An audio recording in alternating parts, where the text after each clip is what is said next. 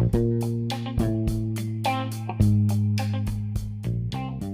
this is John Harcher. Welcome to 2023 and episode 28 of Keep On Grooving. We'll start taking a look at Jimi's live performances a bit more in depth and not just the ones that have been officially released. Today we'll be going over the final week of performances starting from the Isle of Wight through the Isle of Fehmarn. Believe it or not, you could easily hear them all.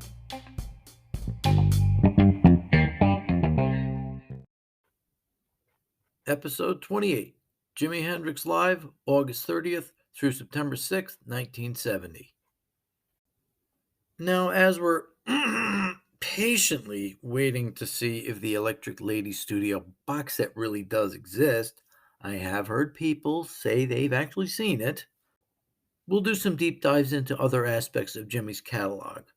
I started taking a listen to some of the other concerts out there. Unlike the old days where you had to scour the record stores to find the ones that would carry albums, shall we say, outside the mainstream, let's put it that way. Today, you can find fairly normal websites, and there they are. And there's a lot of them. The one positive about Jimi having such a relatively short career is these types of recordings are basically finite. There's a set number that's not unreasonable, not like, say, the Dead or someone like that, where you can get completely lost in the sheer number of shows out there. Today, we'll take a look at that last week of shows that Jimi did over in Europe at the end of August and the first week of September. We did the rundown in the Jimi's Last Month episode back in September, but now we'll take a look at the performances themselves. As we mentioned, one of them is really bad. So Isle of Wight is first. We've gone over it several times. It's had 3 releases dealing with just this concert, plus songs from it have appeared on a number of other compilations. The show started with a unique version of the British national anthem, God Save the Queen. It was similar to the Star Spangled Banner, but was a bit more dignified, much like the late lady herself. They then did a relatively quick version of Sgt. Pepper's, less than a minute. Their normal versions were in the minute 15 ballpark generally, and they didn't do it all that often in 1970. I think Temple University was the only other time. Then, as the version on In the West hinted at, Spanish Castle Magic was next, one of the 5-minute varieties. It started out strong, but then sort of lost its way towards the end. I think Jimi realized it too and brought it to a close. All Along the Watchtower was next, and it's probably among its best performances. First off, Jimi remembers all the words. The solos are also tight and in control. The different voltage going through Jimi's setup definitely altered the sound, and it became kind of difficult to manage quite a lot of the time. But this is among one of the better songs where he manages to keep it somewhat focused. Now, focused is not what you would call the next song, an epic rendition of Machine Gun that may have been the longest one he ever did. It runs a full 22 minutes and goes over a lot of ground. It starts off somewhat normally as he does his usual introduction about the soldiers fighting in the streets. This time he mentions English towns and, oh yes, Vietnam. The song goes through its usual opening, then Jimi kind of goes looking for something different and finds it most of the time. He also had some help as the security radio was on the same frequency as the amplifier, so out of nowhere, all of a sudden you hear these security forces, just blaring out. I have to think it had to be kind of distracting, so that Jimi would double down and find some more sounds we've never heard before. Mitch breaks into a drum solo right around the point most versions have already ended. Then Jimi starts up the song once more as his guitar stalks on. Right towards the end, Jimi moves into an instrumental version of the song by the British band Gun, Race with the Devil. He'd done this towards the end of the Maui shows. It was a little jauntier there. There's nothing lighthearted about this one.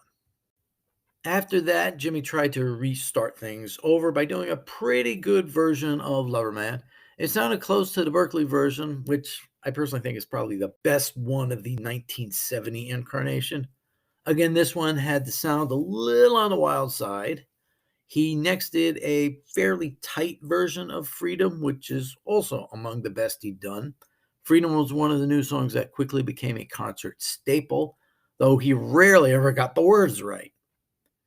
Now, Red House was up next, and if one song encapsulated the evening, it's this one. Red House evolved over the years into kind of a happy blues song where Jimmy could, just stretch out and play around. But this version, you could hear the frustration and the exhaustion right there coming out of the amps. You can hear him as he's lost and looking for some place to go, and his guitar was going to take him there just for this one night. Dolly Dagger followed. Now, this was a song they were still trying to get together live, but it ends up pretty well done. I believe this and Maui were the only times they ever did it live, and both were basically okay. Next up was Midnight Lightning, and this was definitely the only time this song was done in full live. He done snippets here and there, most notably in the end of Voodoo Child at Berkeley, but this was the whole song, music and lyrics all in one place.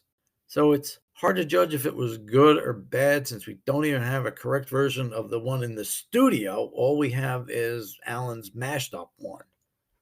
Then, as we know, comes on Foxy Lady. Remember, this is one of the long ones, the steamrollers.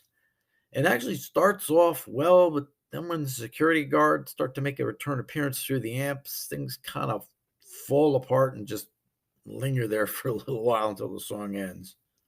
Message of Love was next, and it sounds like it's going to be a disaster. Jimmy starts playing the opening right up the guitar neck, but he's out of tune. So he quickly retunes and then starts the song all over again instead of picking up where he left off, which is how you should do it. You ever hear in the Ziggy Stardust movie or on the soundtrack, Mick Ronson starts playing the opening riff to Ziggy Stardust. He hits that opening chord, but his guitar's out of tune. He retunes it and then keeps on playing the song. Mick, it was one chord. Start over. Anyway, Jimmy recovers very well, and it's actually among the better versions of the song other than the one he did on the Band of Gypsies album. Now, this flows right into Hey Baby, which has a unique verse about his return to England at the end. For some reason, the Blue Wild Angel version cuts out around 30 seconds, but the song was full on the 1990 version of the album. Easy Rider follows, and it's a pretty quick one, only about 4.5 minutes, but it's well done, and this last sequence, starting with Message of Love, kind of reinvigorates him. He then rattles off pretty enthusiastic versions of Hey Joe and Purple Haze, considering how long he'd been performing these. He then moves into Voodoo Child and continues the enthusiasm. Then, towards the end of the song, he just kind of meanders off and the song just stops. Not ends, stops.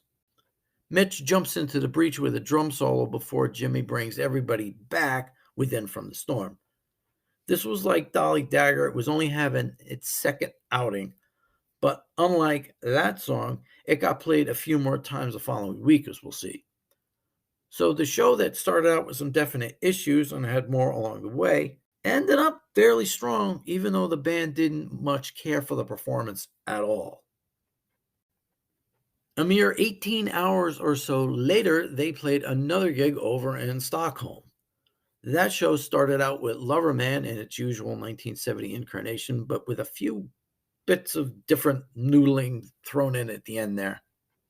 Then, out of nowhere, he starts playing Catfish Blues, then moves into a little bit of the Midnight Lightning lick, which then moves into Race with the Devil. Mitch kicks in with a drum solo, and then into Easy Rider, another quick but solid version. A 10-minute Red House follows, more along the lines of the jaunty versions from the 1969 tour. He then pulls Come On Part 1 out of the old playbook, but changes up the main riff while the rest of the song basically stayed the same. Room Full of Mirrors was up next. They were finally starting to get the song down, but almost every time Jimmy played the live arrangement of the opening riffs, it sounds like he's just trying to hopefully get it right. Like, do I need to slide down the neck this far or this far? Must have been tough. Hey Baby followed, and it was a little more of a down-to-earth opening. Usually, Jimmy was kicking in the effects a lot for the opening, but this one was fairly clean until the song itself kicks in, and then he clicks on the univibe and starts that shaking sound. As the song winds down, Mitch goes into a somewhat lengthy drum solo over 5 minutes. Towards the end, it sounds like he's ready to go into In From the Storm or maybe even Sergeant Pepper's, but Jimmy comes back. It sounds like he'd been making use of the facilities, as it were. He then veers into another direction entirely and does Message of Love. It starts out okay, but then he starts doing the end and then tries to get back to the part of the song he's supposed to be in. It's kind of messy. He salvages it from the middle towards the end, but then it falls apart when he goes out of tune. Machine Gun was next, and Jimmy does a long intro, like almost 5 minutes. He even plays some of it with his teeth. You can tell by the sound of the plucking on the strings, which is very out of character for this song. Usually he's pretty serious with it. But as it slows down, it morphs into Voodoo Child. When that song slows down, it morphs once again, this time into In From the Storm. It's a very clumsy transition, and the song is generally slower than it's been in its previous outings.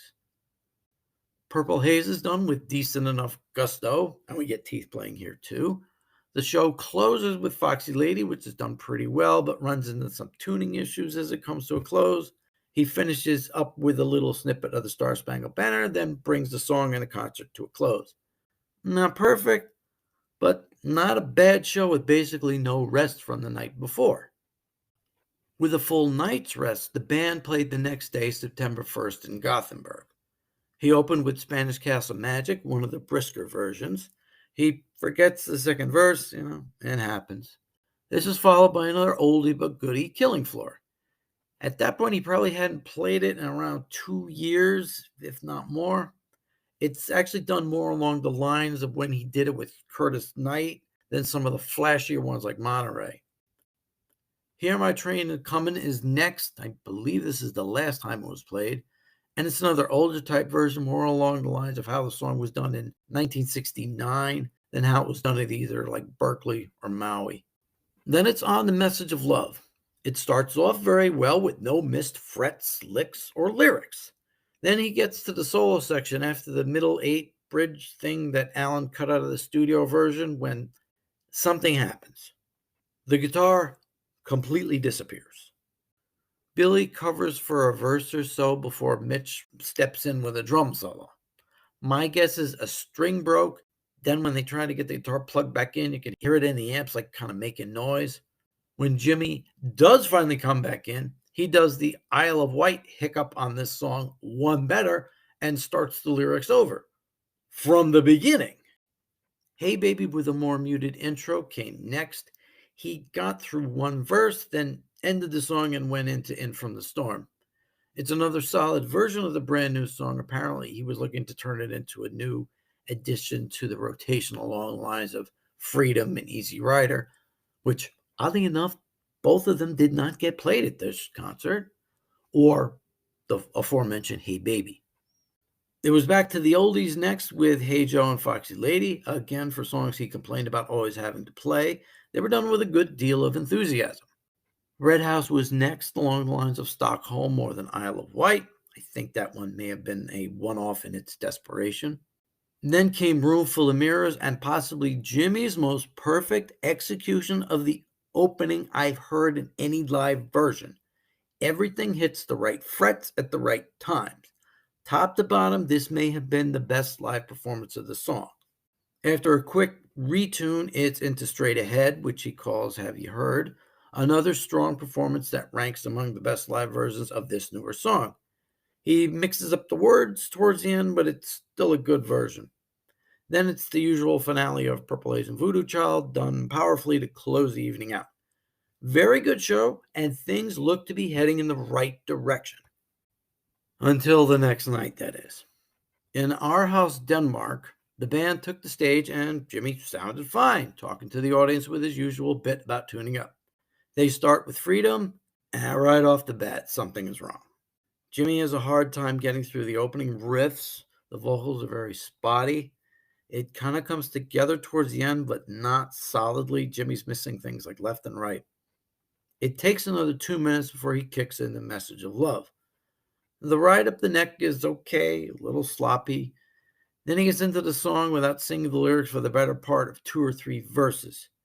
He picks up the lyrics, then goes into the solo, which is very long, way longer than usual. It's almost as if he didn't want to go finish the rest of the song. But he does eventually, making it probably the longest message of love on record. I think it's like over 9 minutes long. He sounds like he wants to start to go into the Hey Baby intro, constantly trying to retune the guitar. He then moves into the song, but it never just is able to get started. So Mitch pops in with a placeholder drum solo, and then he stops, and we're done. As I mentioned in the earlier episode, to this day, no one has been able to pin down exactly what happened. Much like the Banded Gypsies Madison Square Garden show back in January, something was wrong right from the start.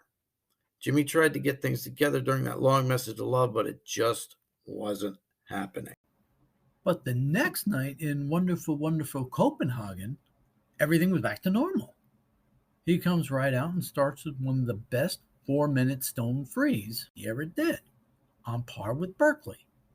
This goes right into Foxy Lady, another short and punchy version. Maybe not as good as Maui, but kind of in that ballpark.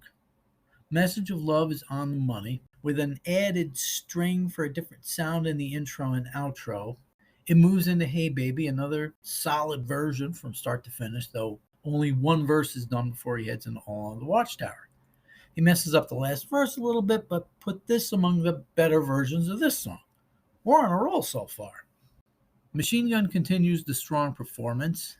It's one that's a little similar to the Bandit Gypsies version, with a little taps thrown in at the end.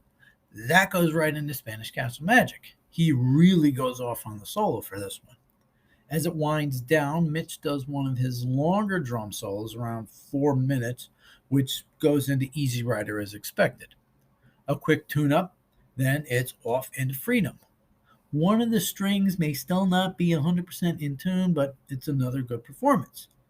Without a break, he starts doing Red House.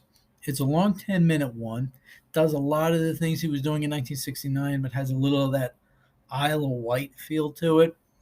In From the Storm That Follows also has a little of that feel as well. Then we're on to the hit section, Purple Haze, Voodoo Child, Hey Joe, and The Final Time Fire is performed. He even ends with a Good Evening Friends on the guitar. A stellar show from top to bottom. You'd never know the night before ended in disaster. Next, it was off to Germany and Berlin on a Friday night. The show started out with Straight Ahead, pretty good but a little ragged. On to Spanish Castle Magic next, short but punchy. Then for the last time, he does Sunshine of Your Love, a very wah-wah drenched version. It's the full song, missing the bass solo section Noel used to do. I guess Billy didn't need the spotlight time. Hey Baby with a very heavy univibe is next, and it's the song's half over. He switches to Message of Love, then on to Machine Gun, this time with the Yonder Stands a Mother verse included, then right into Purple Haze, a little early in the set. But he still doesn't stop. He goes right into Red House, done in a fairly subdued manner. We finally get a little break, then on to Foxy Lady without the string vibrating intro. Towards the end of the solo section, it sounds like he does the last part of the solo from Changes, that pattern. He's so anxious to move on to the next song, he starts doing the riff to Easy Rider before Mitch does the intro. Then without a break, it's on to Hey Joe, and it takes everybody a minute to all get on the same page. Things are really moving.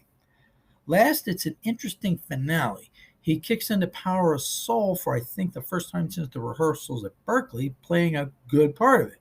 He does a verse, then goes into the middle easy strumming section, and it changes into Loverman, but it doesn't do any vocals. On all the tape copies I found of it, the song runs out after about a minute and change. So overall, it was a good show, but very quick, like just barely over an hour. He did just about everything well, but he just wanted it to be done. Lastly, we come to the Isle of Fehmarn on September 6th. Originally, he was supposed to play Saturday night, September 5th, but it was pouring rain and Jerry Stickles was having none of it. The band was playing the next day, despite what the German Hells Angels wanted. Now, this is the one of these shows that's a little harder to listen to immediately if you don't have the Dagger CD. Oddly enough, the Isle of Wight show, which was released by Sony, is all on YouTube.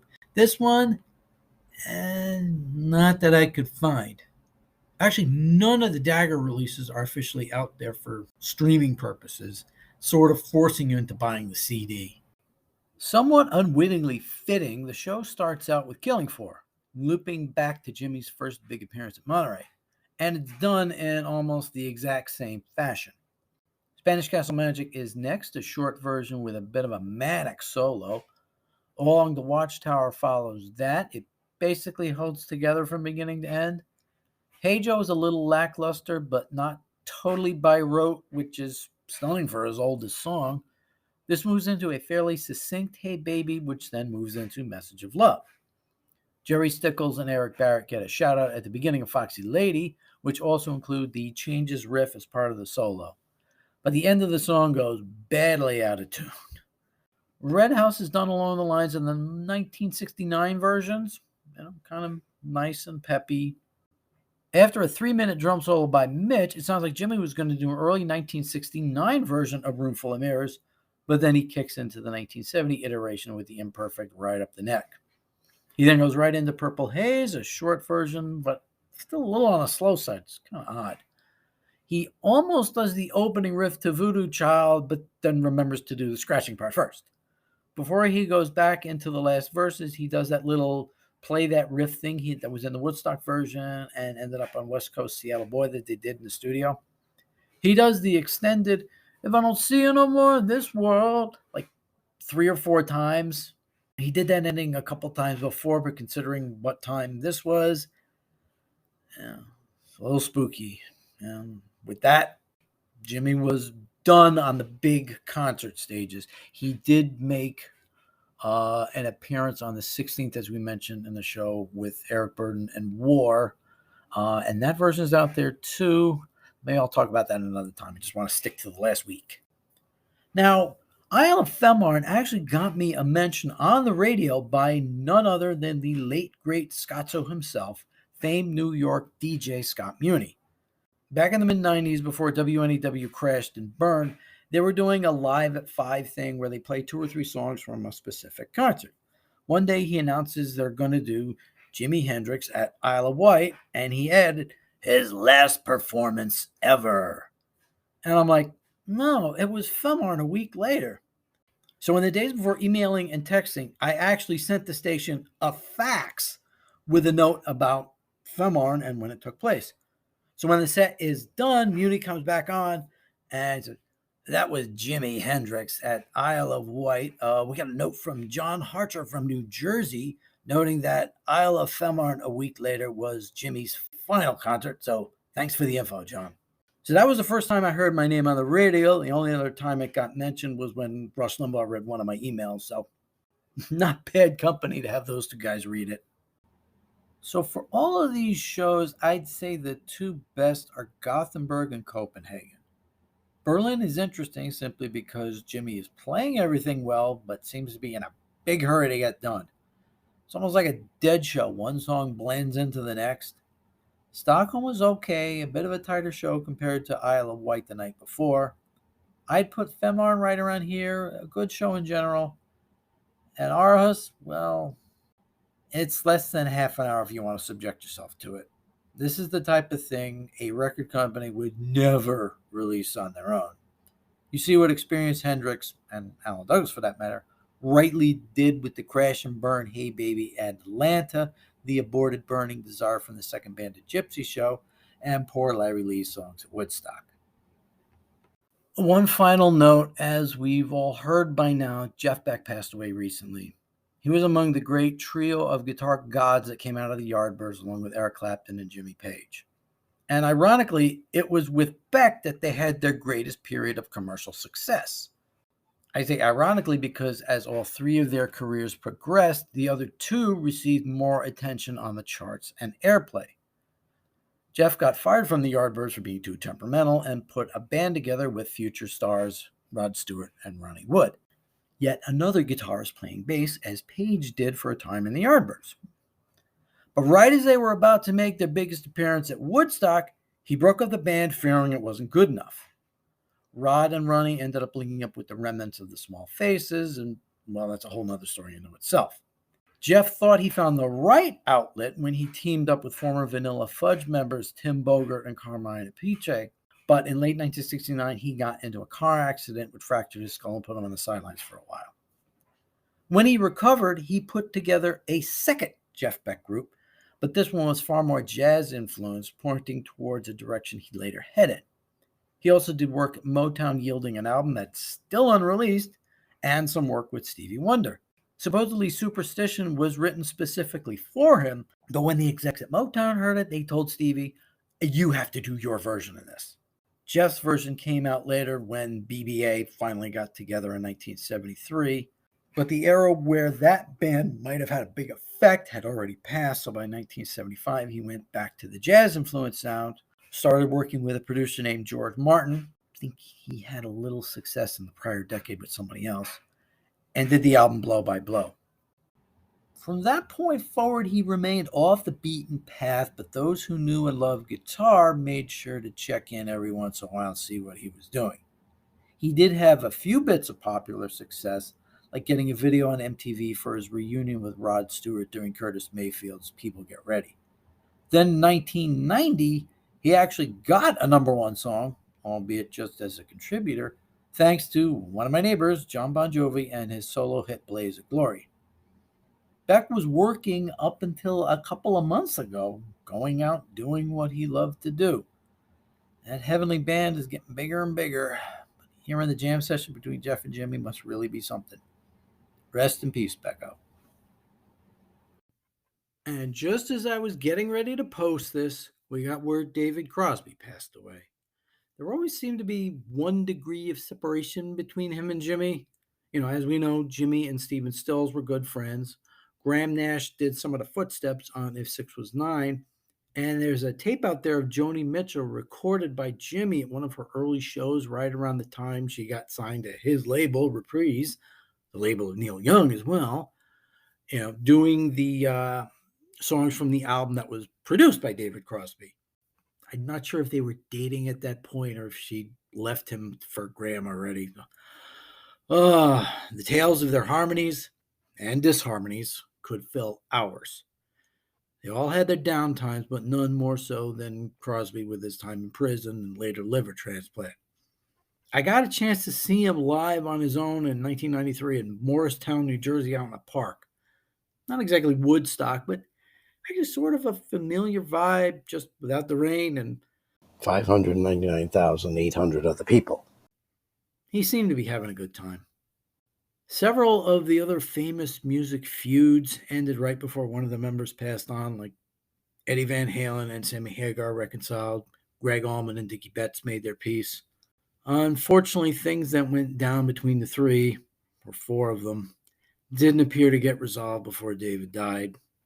Now they won't. Sad. It's also sad we're losing so many legends. Jeff Beck, David Crosby, Christine McVie, Tom Bell, who's the godfather of the Philly sound, Philly DJ Jerry Blavat, a.k.a. The Geeter. There's been a whole bunch of alternative guys I didn't know a lot about, but a lot of other people did and seemed to really get them down. And it's just not going to stop at this point. So enjoy everybody while you can.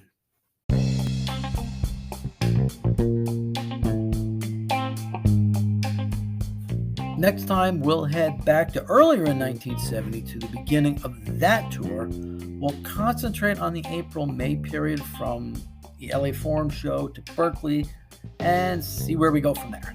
That's next time on Keep On Grooving. To end on a happier note, it's Mom's 80th birthday this month, so thank you for everything and love you as always.